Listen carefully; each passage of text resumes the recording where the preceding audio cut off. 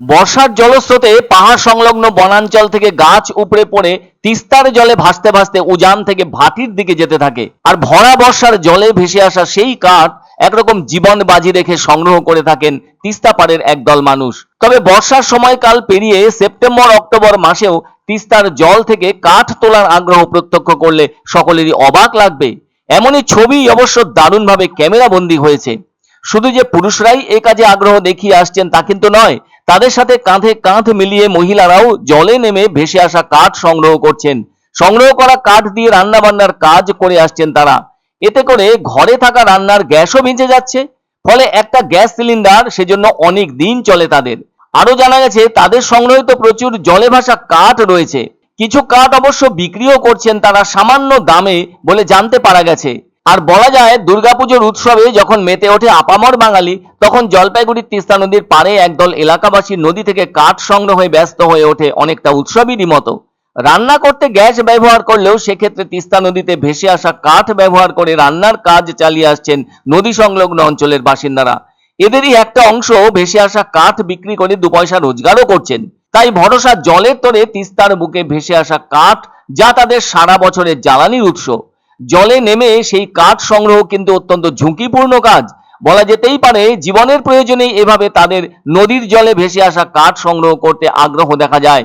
বলতে দ্বিধা নেই, বর্ষার সময় অত্যন্ত ফুলে ফেঁপে ওঠে তিস্তা নদী।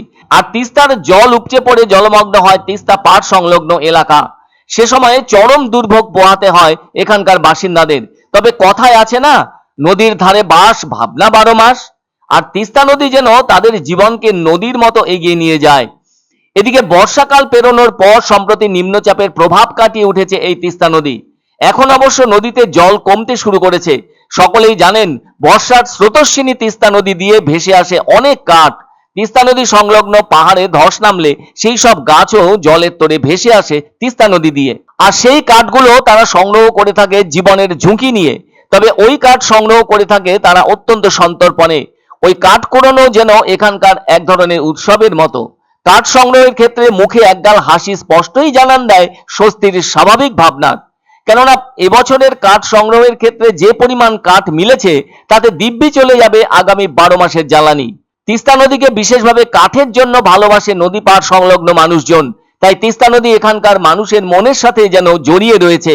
একদিকে যেমন জীবিকার উৎস বলা যেতে পারে এই নদী, অন্যদিকে বর্ষার জল বাড়লে তিস্তার শাসনে পড়েন তিস্তা পাড়ের বাসিন্দারা। অথচ এই নদী তো ভারতের অন্যতম আন্তর্জাতিক নদী। তিস্তা নদীর দৈর্ঘ্য 414 কিলোমিটার।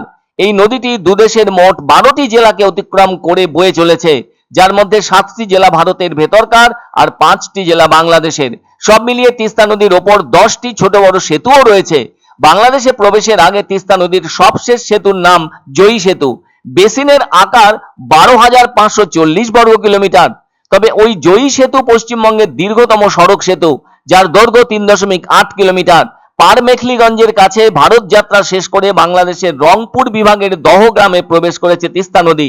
এরপর এই নদী ওই দেশের কুড়িগ্রাম জেলার ফুলছড়ি উপজেলার গাইবান্ধার কাছে হরিপুর বন্দরে ব্রহ্মপুত্র নদের সাথে মিলিত হয়েছে। ফলে বোঝাই যাচ্ছে এই দীর্ঘ পথ অতিক্রম করা নদীটি আর যাই হোক, জলপাইগুড়ি শহর সংলগ্ন তিস্তা ব্রিজ এলাকায় জীবনের ঝুঁকি নিয়ে কাঠ সংগ্রহে ব্যস্ত থাকতে দেখা যাচ্ছে বেশ কিছু পুরুষ ও মহিলাকে। বছরের এই সময়টাতে তারা এভাবেই তিস্তা নদী দিয়ে ভেসে আসা কাঠ সংগ্রহ করে থাকছেন। এখন কষ্ট করে আমরা খড়ি কুড়াই রান্না করি নদী থেকে।